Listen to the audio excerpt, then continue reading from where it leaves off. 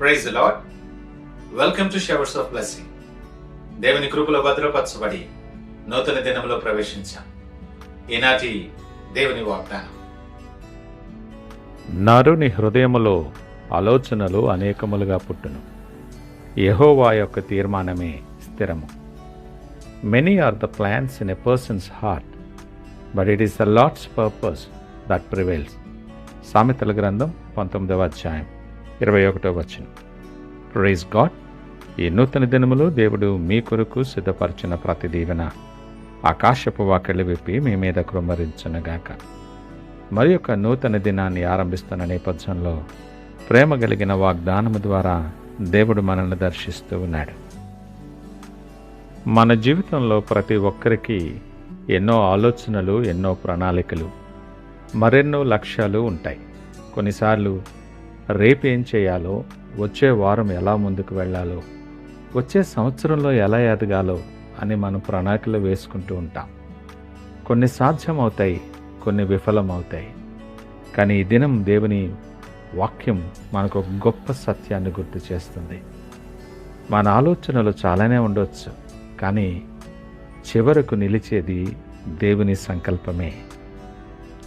కొన్నిసార్లు చాలా ప్రయాసపడి శ్రమించి ఒక మంచి ప్రణాళిక సిద్ధం చేస్తాం. ఒకవేళ అది సరిగా పనిచేయకపోతే దానికి సరిదిద్ది ఇంకొక బ్యాకప్ ప్లాన్ తయారు చేసుకుంటాం. నిన్న నేడు నిరంతరము ఏకరీతిగా ఉన్న దేవుడు ఈ దినము నీతో నాతో మాట్లాడుతున్నాడు. మనుష్యుడు ఎంత బలమైన పథకాలు వేసుకున్నా, ఎంత తెలివైన ప్రణాళికలు తయారు చేసినా చివరికి నిలిచి ఫలితాన్నిచ్చేది దేవుని చిత్తమే. వాస్తవానికి మన ఆలోచనలు నిలవకపోవడం వల్ల, అవి విఫలమైపోవటం వల్ల కొన్నిసార్లు మనం చాలా నిరుత్సాహపడతాం. కానీ జ్ఞాపకం ఉంచుకో, అది దేవుని అనుగ్రహమే. ఎందుకంటే మనం వేసిన ప్రణాళికల కంటే దేవుడు మన కొరకు ఉంచిన సంకల్పం ఎంతో ఉన్నతమైనది. కాలగతులు ఆయన వశంలో ఉన్నాయి. ఆయన సెలవు లేకుండా మన జీవితంలో ఏమీ జరగదు. నీ ఆలోచనలు సమయాన్ని బట్టి, నీ అవసరాన్ని బట్టి, పరిస్థితిని బట్టి మారిపోతూ ఉంటాయి, మార్చుకుంటూ ఉంటాం. మార్పు లేని దేవుడు మాట్లాడుతున్న మాట ఏంటో తెలుసా?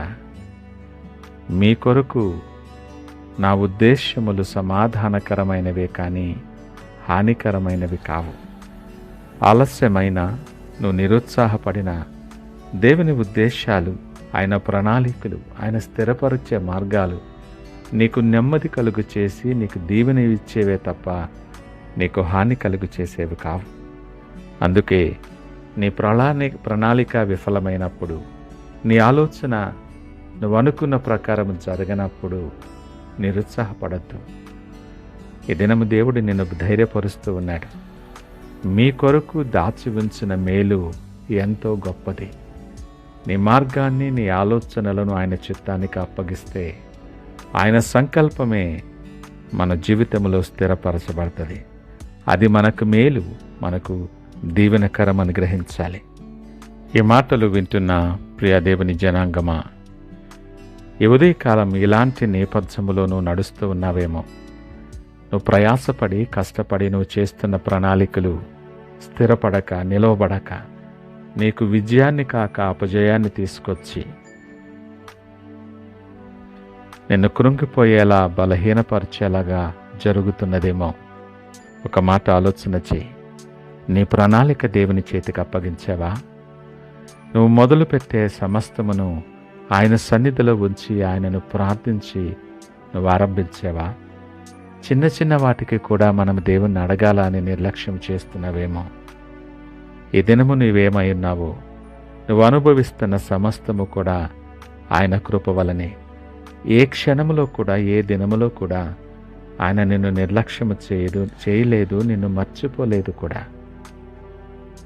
ఆశీర్వాదాల కొరకు ఎదురు చూసే నీవు, ఆశీర్వాదాలు కావాలని ప్రయాసపడే నీవు, వాటన్నిటికీ మూలకర్త అయినటువంటి దేవుని నిర్లక్ష్యం చేస్తున్నవేమో. జాగ్రత్త. నువ్వు జ్ఞానివని నువ్వు అనుకోవద్దు.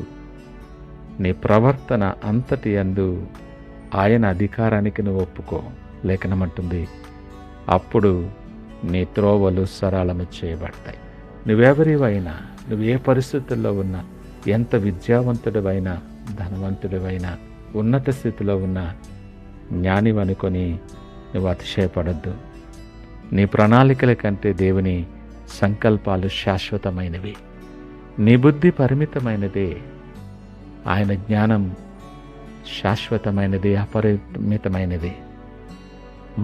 మనుషులముగా మనము చేసే దురాలోచనలు కానీ,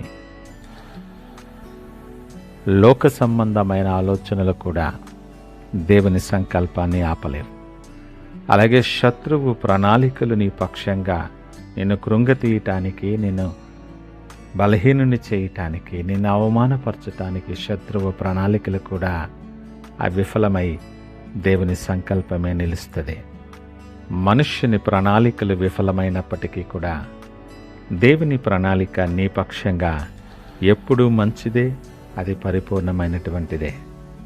ఈ నూతన దినాన్ని ఆరంభిస్తున్న నేపథ్యంలో మన ప్రణాళికలు ఎన్ని ఉన్నప్పటికీ కూడా మన ప్రణాళికలు దేవుని చేతికి అప్పగించి, మన విజయానికి కానీ వైఫల్యానికి కూడా భయపడక, దేవుని సంకల్పము నాకు మేలు అని నమ్మి ప్రార్థనతో ఈ దినాన్ని ఆయన వైపు చూస్తూ ఆరంభిద్దామా?